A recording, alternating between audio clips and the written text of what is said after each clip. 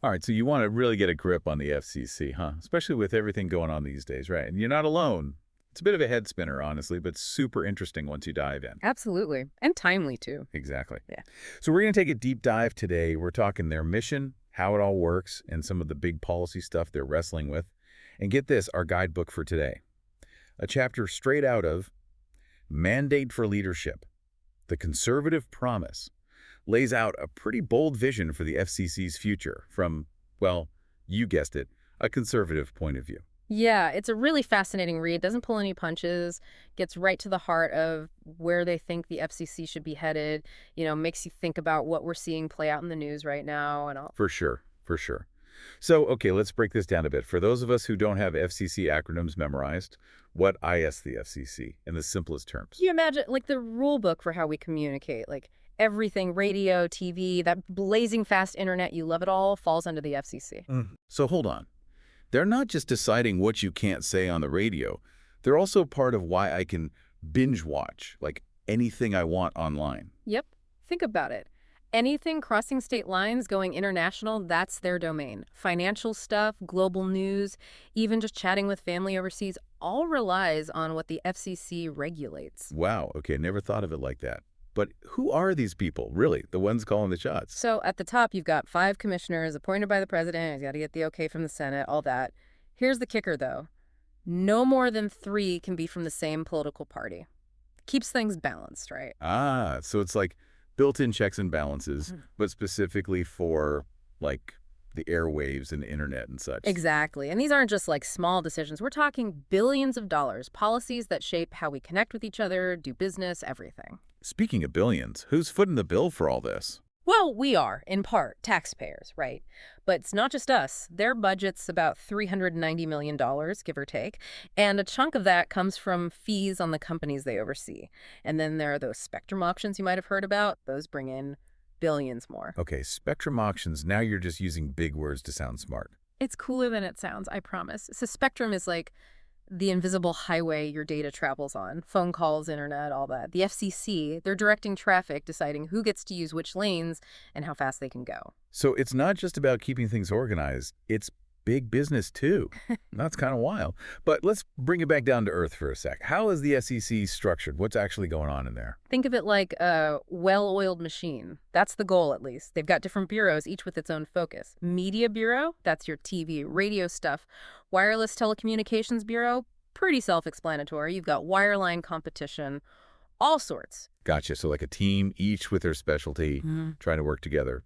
Makes sense. But let's be real. It's not always smooth sailing, is it? What are some of the, like, hot-button issues they're dealing with right now? Oh, man, where do we even start?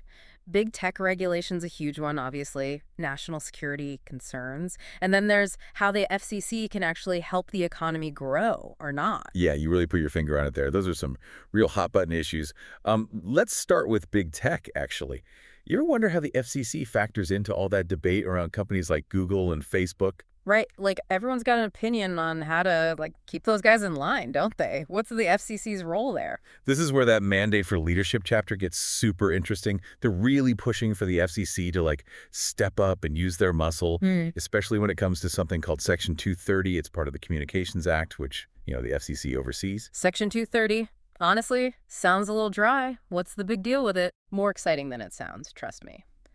Basically, Section 230 protects online platforms from lawsuits over what users post. So, someone's ranting about you on Twitter. You can't sue Twitter for it. Okay, so it's like a liability shield for those companies. Gotcha. Yeah. But why would the FCC want to reinterpret that, like our source material suggests? Well, the argument is this immunity, this broad interpretation the courts have given it, it's gone too far. Our source is saying it lets these platforms off the hook for harmful content or even biased stuff. They want the FCC to narrow that interpretation. So instead of a free-for-all, these companies would have to really keep an eye on what they allow on their sites. Doesn't that get into censorship territory, though? Exactly. That's the whole debate. Critics, even some conservatives, worry about the government getting too involved, right? Stifling free speech. Companies should be able to set their own rules, they'd say. It's a tough one, balancing free speech with, dealing with the bad stuff. Trying to define what bad stuff even is without silencing people unfairly. That's a tough one for sure. No easy answers there. And the source material doesn't stop at Section 230. They want more transparency from these big tech companies, too. Like, what are their content moderation policies? What are those algorithms actually doing? Make it make sense, you know? So no more black boxes. We get to see how the sausage gets made. Exactly. Yeah. Now, shifting gears a bit, national security, big focus for the FCC, according to our source material. National security, that's high stakes. What's the FCC got to do with all that? Well, think about it. All the networks, the infrastructure that connects us. Our source, coming from that conservative perspective, is worried about those networks being vulnerable, especially to, well, to be blunt, threats from China. It's like we've got our physical borders and our digital borders both got to be secure. Exactly. And they're particularly worried about companies like Huawei, even apps like TikTok, those ties to the Chinese government, potential for data being accessed. It's a real anxiety, you know? So it's not just what information is out there, it's who might be getting their hands on it. Exactly. And the FCC has already taken some action. They barred companies like Huawei from getting those federal subsidies we were talking about, revoked licenses from some Chinese telecom companies, too. They even made this covered list, basically, companies and technologies they see as security risks. A blacklist for the digital age, huh? Pretty much. And our source material wants the FCC to get even more aggressive. Update that list faster. Be really clear about which companies doing business here might have ties to, unfriendly governments. Stay one step ahead. Gotcha. But with all this talk about threats and security and all, it's easy to forget the FCC also has a role in something, well, more positive, like economic growth. Absolutely. And this is where it gets really, really fast. True to its conservative roots, our source material is all about letting the free market work its magic. Less regulation from the FCC, more competition, that's the name of the game. And they're particularly focused on something called spectrum allocation. Might sound a little technical, but it has a huge impact on your everyday life. Spectrum allocation. Okay, you're losing me a little bit. Remember that invisible highway for your data? Well, the FCC is directing traffic on that highway, deciding who gets to use which lanes and how fast they can go. Okay, so if I'm following you, they're saying if the FCC kind of like redrew the map of that spectrum highway, we could actually boost the economy. How does that work exactly? You got it. The idea is freeing up more spectrum, especially for 5G faster internet, more companies competing to bring you the best service. Everybody wins, right? Faster internet, I'm listening. But like realistically, there are still tons of people who can barely get online at all, right? Does this actually help with that whole digital divide thing? You're hitting on a really important point. Yeah, the source material, they recognize that not everyone has good internet access. It's a big deal. And they point to, well, all the money the government's spending right now on broadband infrastructure, billions of dollars, right? It makes you wonder, are we using it right? That's like, yeah, we're building a bridge, but is it going to be strong enough for everyone to use?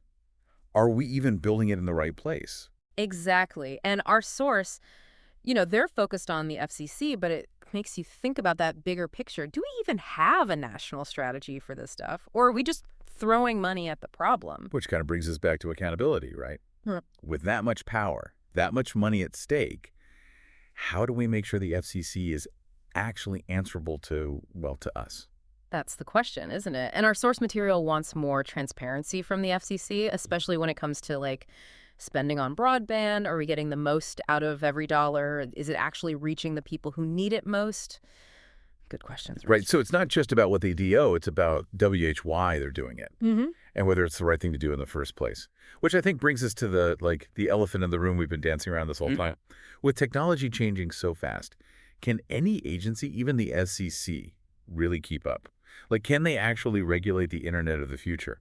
$1 million question, right. And what's interesting is, our source has its viewpoint, a conservative one for sure, but it points to something bigger than that. How much should the government be involved in something as wild and constantly changing as the internet? Where's the line between letting people innovate and, protecting everyday people? It's messy. No easy answers. Really makes you think about what's next, Yeah. And what role we all want to play in shaping this digital world. It's not just on the SEC, it's on all of us. Couldn't have said it better myself. Well, that about wraps up our deep dive into the world of the FCC for today. We've covered a lot, from their mission to the big policy battles they're facing, all through the lens of this Mandate for Leadership chapter. It really gets the wheels turning. Just scratch the surface, really. Exactly. Always more to learn, more to uncover. But hey, Hopefully this gives you a good starting point, right? Some food for thought. So keep asking those tough questions, my friend. Keep digging. And who knows, maybe you'll be the one shaping the future of the internet. Until next time, stay curious.